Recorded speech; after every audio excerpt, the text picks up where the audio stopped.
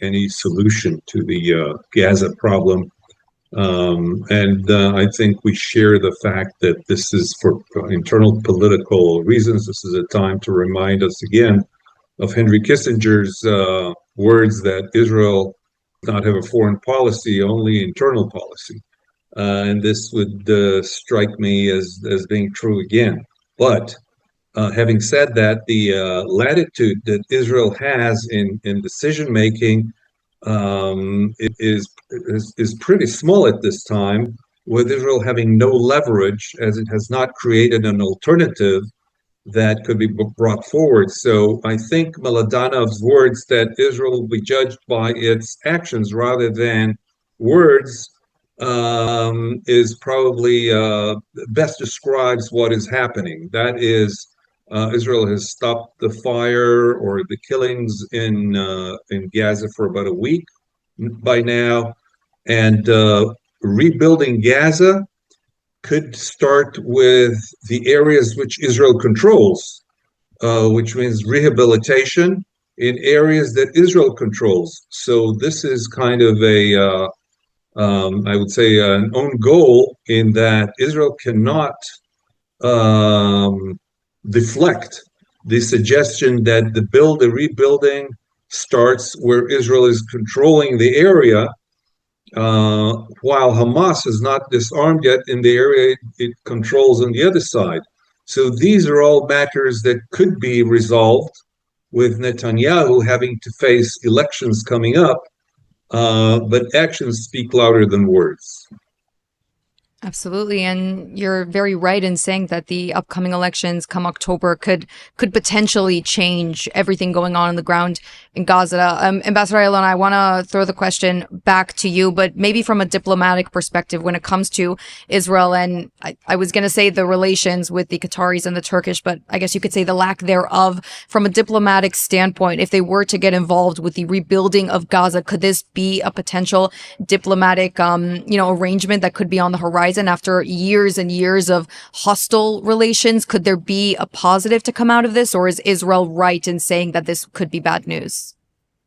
Israel is very right, because if you look at the character of the regimes, both in Turkey and Qatar, their ideology is a Hamas ideology. There is no difference between Erdogan and Hamas or Qatar and Hamas, and we know that they are the best or the staunchest supporters of Hamas, unfortunately. Both Turkey and Qatar are agitators, whether it's among Israeli Arabs, whether it's among Palestinians, whether it is revolving the Temple Mount, where the Turkish and Qatars are spewing and sending messages as if Israel is trying to get the control. And they are not impartial, objective force. So I don't think that Israel can afford or should accept them in the Gaza Strip, because they will play ball with Hamas, and that would be against Israeli interests. And there's certainly no doubt that it's very much on the timetable, very time sensitive, this issue. Gentlemen, with the time that we have left, we mentioned Iran a little bit, and I do want to go back to it because a Wall Street Journal report claiming that Trump is ready to declare victory over Iran. Now, his reasoning, according to this report, essentially is that the president is more concerned with the Strait of Hormuz and allowing free shipping to go through, but also less concerned with the nuclear issue, meaning if a deal was struck with, whether it be with Oman or not, regarding the Strait of Hormuz, that Trump would consider that a victory. And his reasoning, reportedly, is that the military campaign has achieved the majority of its goals and that the nuclear program has been damaged enough for now to declare victory. Relic, what do you think of that? Do you agree? I think that we should divide the periods of negotiations into two, up to November 3rd, I think is the date, and after that. Up to that time, President Trump will be busy with his internal political elections coming up. And after that, he's actually got a free hand for the next 2 years of his term. And I don't think he's going to swallow the insults or the refutations by Iran. because this will describe his tenure, and he will not want to be remembered as somebody who caved into Iran. So it's also a question of getting the weapons right, getting the tactics right for a final blow on Iran. So I think even though the pressures on the United States from the countries around the straits kind of puts him in a dire strait mode, but he cannot allow himself to come out as a loser. And so I think the November come November time, we will see a different United States tactics in the area.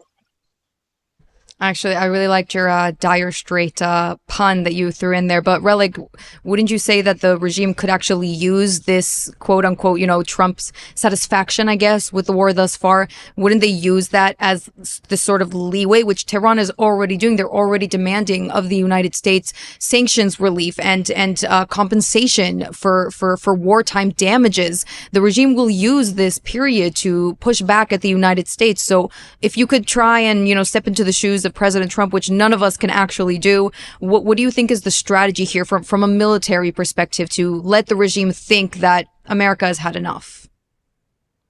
Yes, I think this is exactly it. And remember, the U.S. has a trump card following November, and it'll throw in everything they have and put a lot of pressure, bring out as many anti-missile batteries as they can from other theaters, the Pacifics and Europe, and try to have a final blow on Iran, hoping that the economic strangling will take an effect within that time, or else, as they say, all hell will break loose. Trump cannot escape this, otherwise his legacy will be tarnished. Mm-hmm.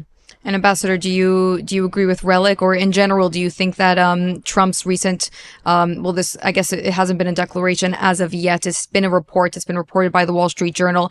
Trump's satisfaction with the war in Iran from a diplomatic perspective. Do you think that that was a positive move? Do you think that this could eventually harm the United States? The short answer is yes. I think it will harm the United States. Objectively and facts on the ground, the United States is not anywhere near victory over Iran. And if indeed the president will declare victory, I think that would be quite gratuitous, and this will certainly diminish American exertion or image of power, not only in the Middle East, but also around the world. Just think of China, Taiwan, Russia, Ukraine. I think this would be a big mistake. I do understand, of course, the political expediencies for the president, but still, I believe that the U.S. interests and the region's interests and the world's interests should trump political interests. Mm-hmm. And when it comes to the Gulf states, when we discuss this, the progression of the war with Iran, the United States could supposedly stop operations moving forward. What does this say for the Gulf countries? Are they happy? Are they dissatisfied? Where do they stand when it comes to Iran at this point in time, Ambassador? I think they're very dissatisfied. I think they're in a panic. Hence, we see a new kind of political alliances. Pakistan, Turkey, and Saudi Arabia, their pact now is exactly because of the weakness that the United States is showing. And for Iran, their intransigence, their boldness, doesn't end. And actually, I believe at the end of the day, whether it's before or after November Day, we will see a resumption of American operations, because the Iranians will not stop, and they will overplay their hands as they think they are the winners so far. Right. Well, it's no surprise that the regime is acting in this way. We can't really predict where President Trump is going to go with this. But as Relic rightfully mentions, November 3rd, and the cards will probably be changing. Ambassador Ayalon, Brigadier General Shafir, thank you both so much for joining us on ILTV on the Hour. Thank you, Thank Deborah. you. And now, before we move on, a quick word from our partners. 75 years ago, a bold idea helped build a nation. Since then, Israel Bonds has helped power growth, innovation, and resilience across Israel. Generation after generation, investors have turned values into action. Now, it's your turn to be a part of the next chapter. Celebrate 75 years of Israel Bonds. Invest today at israelbonds.com.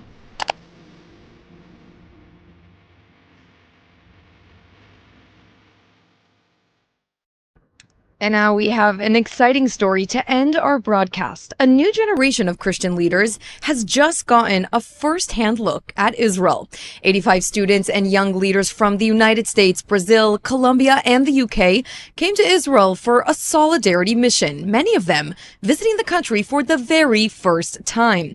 Now, during their week here, they met with Israeli officials, IDF representatives, minority communities, civil society leaders, and even survivors of October 7th, giving them the chance to hear different perspectives and experience the country beyond the headlines. This mission was initiated by the Christian organization Eagle's Wings and its president and founder, Bishop Robert Stearns, as a direct response to the misinformation and propaganda spread about Israel throughout college campuses. But what did these young visitors take away from the experience? Well, joining me now to discuss is Hayden Cranes, president of Eagles for Israel Club at Oral Roberts University. Hayden, thank you so much for joining. Yes, thank you for having me.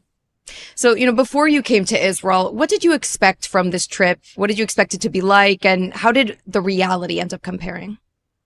Yes, so coming into this trip, we came in with one mindset, one mission, and we were told it the entire time as participants. And the entire mission and the title of the trip is Encounter 2026, because we want to encounter three things: the land of Israel, the people of Israel, and the God of Israel. So coming into this, I was like, the land of Israel, that makes sense. We're going on a tour. But how are we going to necessarily encounter the people and the God of Israel? And I think one of the biggest takeaway I had was we actually partnered with some Orthodox Jews and went to Shabbat on Friday night. No more than 5 young adults went into the homes and the houses of these Orthodox Jews and got to share a Shabbat meal and participate in the culture, the religion. And it was a fascinating experience that really opened up our mind to really get to encounter the people of Israel. And then while we've been going through, we've had multiple worship moments where students have really had the opportunity to encounter the God of Israel. So leaving this trip, every single person on this trip has a very unique story of how they were encountered at each and every site.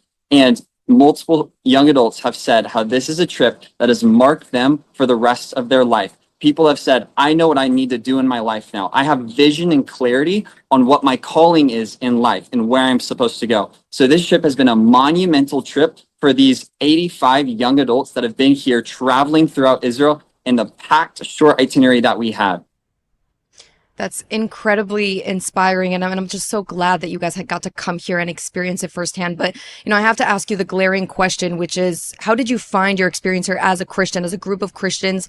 Did you find your place here in Israel? There's a lot of talk of there being inequality when it comes to religion in Israel, but you've been here, you've seen it yourself. Has the Christian community found their place in Israel? What was your experience like? Yeah, that's a great question because as a college student, I see a lot of the Instagram, TikTok, the social media battle where, Israel's an apartheid state. Israel's committing a genocide. And coming here, it's completely different from what you see. Because I remember we had Arabs, we had Palestinians that were helping us, that were our friends. And they were talking with us and saying, hey, this place isn't what you see in the media. And then actually getting to experience that and hear their stories and talk with them completely confronted that narrative. We just got back from the Knesset, where we heard how there are multiple Arab leaders that are within the Knesset. How does that make sense with an apartheid state? That's what I was thinking to myself. And so coming here and getting to learn these different facts and actually meet the people and hear the stories completely confronts that lie and the narrative that Israel's an apartheid state committing a genocide. Amazing. And Hayden, we have just a minute left. So in a few words, what is the message that you're going to take back with you to the States? I think the message that I'm going to take back with me to the States is that relationships are key in the truth. If I want to find the truth, then I have to find the people who are living in it and experiencing it. And that was first and foremost for me with the Shabbat dinner, and then also with the Palestinians as well, because we heard from Orthodox Jews and Palestinians about what the actual experience is here in the land. And so it shows me that one of the best ways to actually confront this is to come to Israel yourself and experience the land, encounter the land, her people, and the God of Israel for yourself. Amazing. Well, Hayden, I hope that the remainder of your trip is just as inspiring as the beginning. That is all the time that we have. Thank you so much for joining us on ILTV, and good luck. Thank you.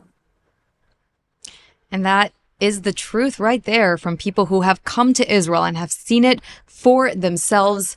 There's much pluralism and much coexistence to go around that even the Christians visiting Israel have seen it with their own eyes. So before you run online and make judgment of social media videos, I suggest that you too make it to Israel. And finally, for those of us concerned with beauty and cosmetics, makeup giant Sephora is slated to open its first ever pop-up here in Israel. Now, this news comes with some caution. Sephora is not going to open a store here in Israel where buyers can select products from various international brands, which is what usually happens in Sephora. What's likely going to happen is that a Sephora pop-up of name brand products would appear in central Israel shopping centers, offering a limited selection of Sephora brand products.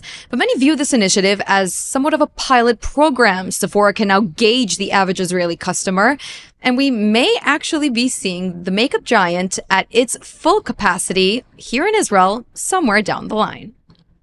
And that's a wrap for this edition of ILTV on the Hour, broadcasting live from Israel and the heart of the Middle East. Scan the QR code that's on your screen for more updates coming out of Israel with all of the latest breaking news, in-depth reports, and exclusive insights into the stories shaping the region and the world. I'm Diva Klein. I want to thank you all so much for watching, and I hope to see you again very soon at 5 p.m. Israel time for another ILTV.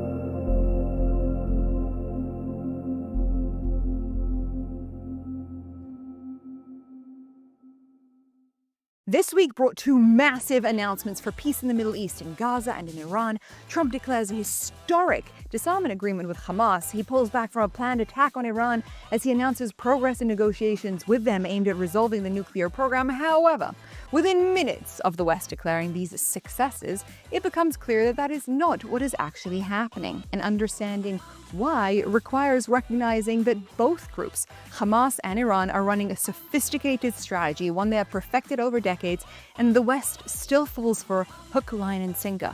The Islamists have long understood